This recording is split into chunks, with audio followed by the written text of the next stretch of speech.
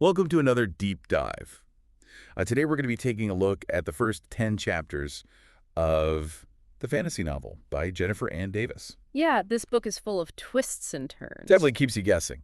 Totally. And right away, it throws you into the action. I mean, you start with an attempted execution. Oh yeah, for sure. You get to meet Rima right away. Our main character. Yeah, and the rebels are trying to save her, and it is a crazy plan. They've got archers ready. Multiple. Yeah. They have it timed perfectly. It's really cool to see it all unfold. Definitely speaks to how organized the rebellion is, right? I mean, Yeah. They're not just a random group of people. They've thought this through. And then on top of that, you have Dharmic. The prince. The prince, yeah, he's ordered to basically, let this execution happen. But he has feelings for Rima. And he just can't let it happen. He just can't. It's that classic internal struggle, duty versus his heart. Yeah, so he makes a choice. A big one. Definitely a pivotal moment for him. For sure, for sure. So the rescue, it's straight out of an action movie. Totally agree. They escape through a secret tunnel. There's a chase. And then there's this mysterious rebel captain who helps get Rima to safety. It's so cool. And we also get a glimpse of the rebel fortress. Yes, hidden away in the mountains. Such a contrast to the king's castle. Completely. And you see how they've built this whole community. Yeah, and it makes you wonder, right? Could this actually work in the real world? I mean, they have no class divisions. Everyone works together, contributes. It's fascinating. And it makes you think about the different ways that a society could function.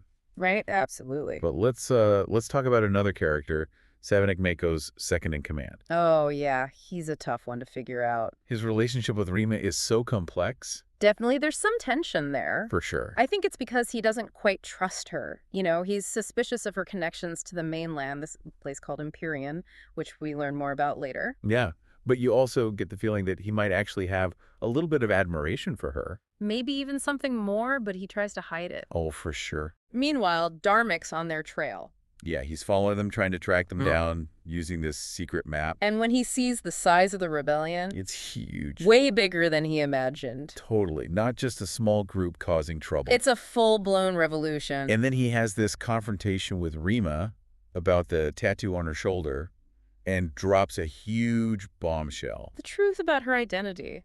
She's Princess Emmer, the rightful heir to the throne. That's a twist you don't see coming. Talk about a game changer. Right. I mean, it forces Rima to rethink everything she thought she knew about herself. And just when you think you can't get any more surprises, You meet Captain. the Empyrean assassin. His motives are such a mystery. Totally. You're left wondering what his game is.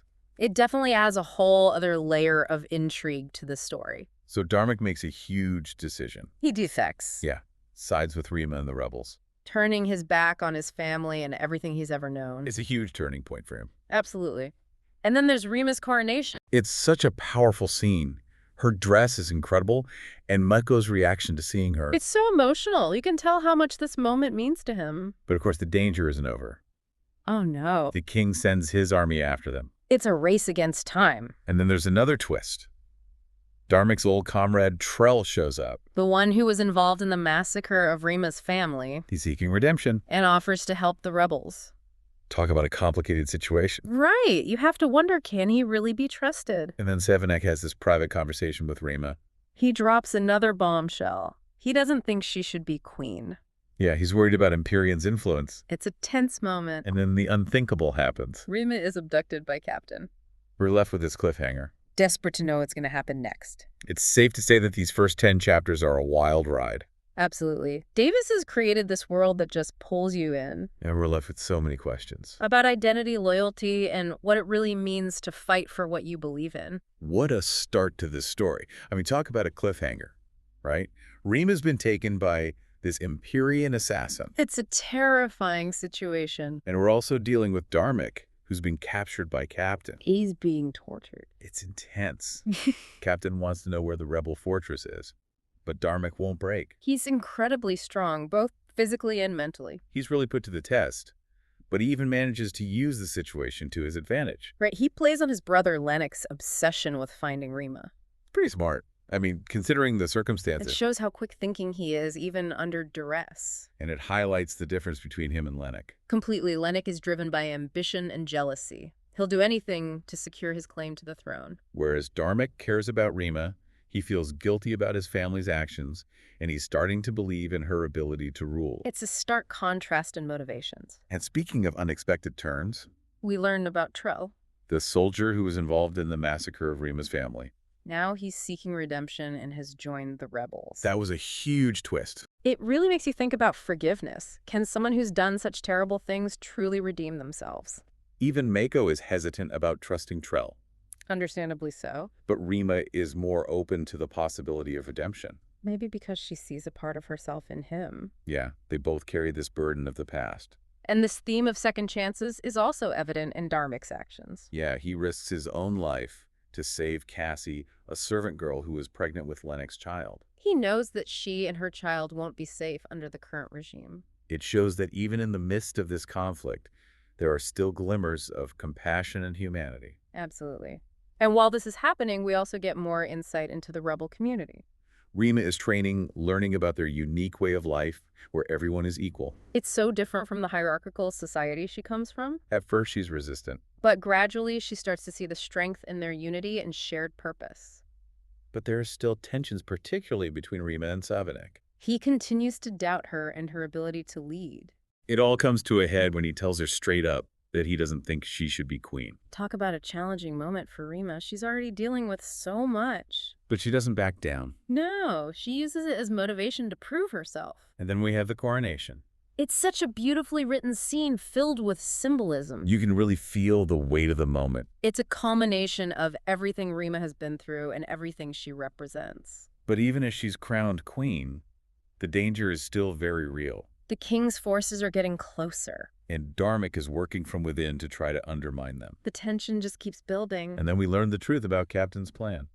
He wants to use Rima's blood in this powerful ritual. To destabilize the kingdom and pave the way for Empyrean to take control. It's a horrifying realization the stakes are even higher than we thought. But there are also moments of hope amidst all this darkness. Rima and Dharmik's feelings for each other continue to grow. Their connection is so strong even though they're on opposite sides. It's a reminder that love can exist even in the most difficult circumstances. But as the story progresses, the sense of foreboding intensifies. Captain's plan is falling into place, and Rima is vulnerable. And then bam, he abducts her from her own room. It's a devastating blow for the rebels. We're left wondering if they'll be able to save her. And if they do, what will the cost be? It's the perfect setup for the final act of this incredible story. Okay, so we're heading into the final part of this story, and things are really coming to a head. The tension is definitely building. We've got the rebels facing off against the king's forces and this mysterious Empyrean organization lurking in the background. It's like a powder keg ready to explode. And it all leads to this epic battle at the rebel fortress. This is where everything we've seen so far comes together.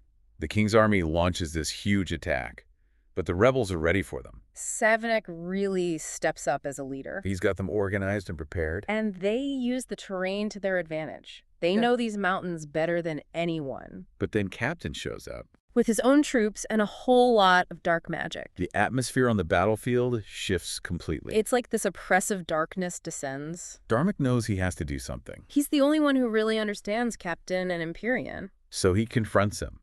It's this epic showdown. Good versus evil, freedom versus control. You can really feel the weight of the moment. And it's not just a physical fight. It's a battle for the soul of this world. But Captain is powerful. And he's fueled by this ancient magic. He starts to overpower Dharmik. It looks like all hope is lost. And then Savanek intervenes. He sacrifices himself to save Dharmik. It's a heartbreaking moment, but also incredibly heroic. It shows just how much Savanek has changed. He finally put aside his doubts and his pride. And in doing so, he saved the rebellion. Captain is defeated. Rima is rescued, but the war isn't over. There's still the king to deal with. And Empyrean is out there somewhere. But this victory gives them a chance to breathe, to regroup, and to plan their next move. Rima has truly stepped into her role as queen. She's seen firsthand the sacrifices that have been made. And she's determined to create a better future for her people. I think that's what makes this story so compelling. It's about hope and resilience. Even in the face of overwhelming odds. It's about finding the strength to keep fighting even when things seem impossible.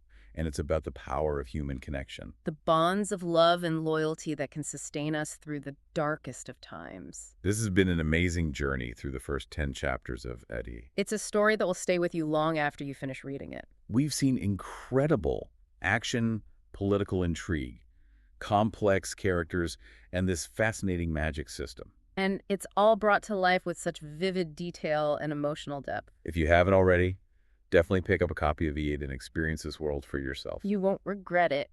And that's a wrap on another deep dive. We'll see you next time.